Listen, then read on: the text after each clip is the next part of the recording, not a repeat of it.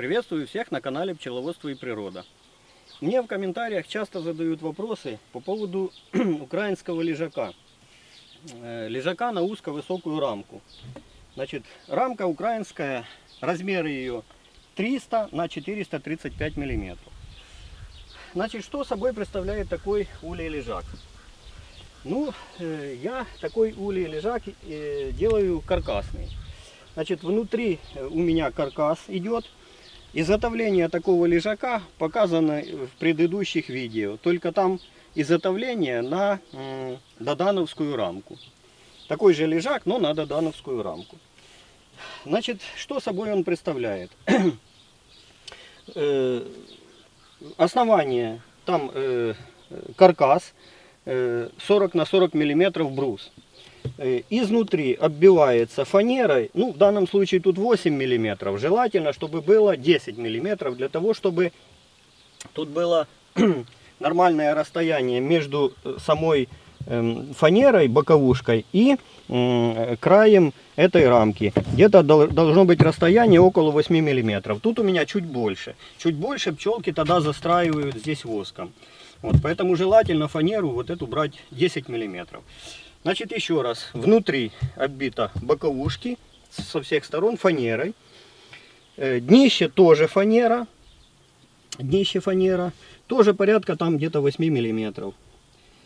Вот, снаружи. Снаружи я оббиваю тоже фанерой. Фанера 6 миллиметров. Вот по всему контуру оббивается фанерой. И снизу там тоже фанера где-то порядка 10 миллиметров. Здесь между этой фанерой идет каркас, и между каркасом обшито пенопластом 40 миллиметров. Вот что собой представляет такая конструкция. Ну, о размерах. Конечно, размеры каркаса я сейчас не смогу снять, а вот остальные размеры я покажу. Значит, длина такого улья 101 сантиметр у меня получается. Вот длина 101 сантиметр. Внутри, значит, внутри по размеру, где стоят рамки, 90 сантиметров получается. 90 сантиметров это ровно на 24 рамки. Значит, ширина снаружи получается 44 сантиметра. Снаружи 44 сантиметра. Внутри, значит, внутри между брусками получается 33,5 сантиметра. И там, где стоит рамка, значит, тут, сейчас посмотрим. Тут получается где-то 32 сантиметра. Но это многовато. Надо где-то 316 миллиметров. 316. Дальше. Ну, высота. Высота до нижних плечиков рамки получается 45 сантиметров. 45 сантиметров.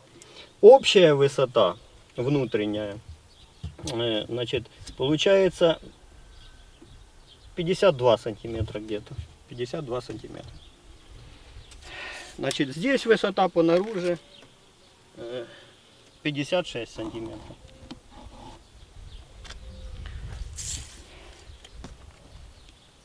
Значит, тут вот эта высота вверх, значит, ну, надо чуть, желательно повыше, сколько можно сделать. Это для чего? Для того, чтобы здесь можно было положить утепление, холстик, сверху подушечку какую-то. И чтобы еще было расстояние до верха, до крыши. Значит, крыша. Что собой представляет крыша? Крыша тоже, верх крыши с фанеры, где-то порядка фанера 8 миллиметров. И двойная обвязка, наружная обвязка идет, на которую прибита оцинковка, которая обита оцинковкой. Значит, под этой оцинковкой там лежит утепление из пенополистирола. Изнутри идет обвязка. Эта обвязка уже становится сюда в пазы самого улья. Вот сюда в паз становится. И внутри у меня обшито пенопластом.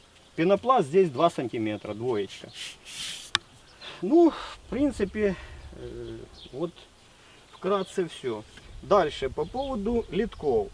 Значит, 2 верхних литка и 2 нижних. Литки щелевые.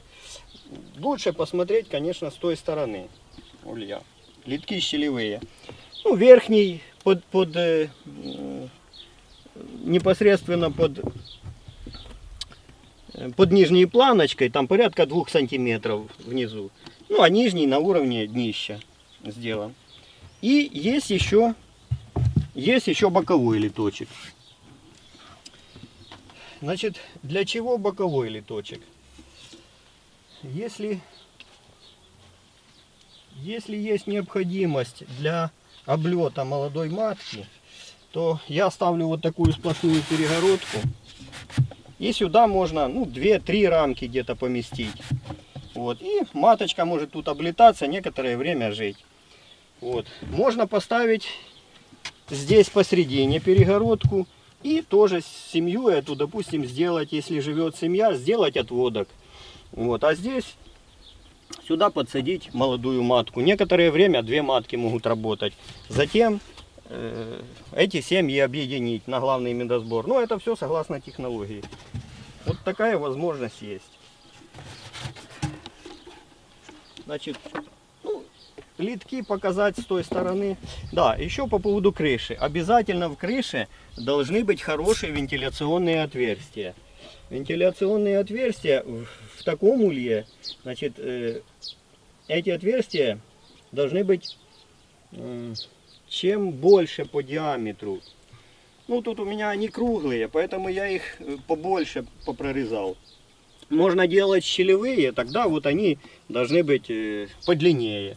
А так я просто их больше насверлил со всех сторон, чтобы хорошо шло проветривание. Если маленькие будут отверстия, здесь будет собираться влага. Зимой, в осенне-зимний период. Ну вот, в принципе, ну, литки можно посмотреть еще с этой стороны впереди.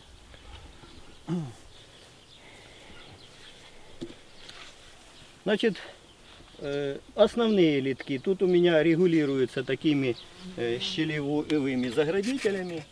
Вот, верхний и нижний. А боковые я или поролоном, или такими кусочками, значит, кусочками древесины я закладываю, если есть необходимость регулировать. Если здесь одна семья у меня живет, то я вот эти литочки просто вот таким вот образом закрываю. И все, туда просто поступает воздух. А пчелки летают через вот эти вот отверстия. Ну, в принципе, все. Подписывайтесь на канал, пишите комментарии. Пока!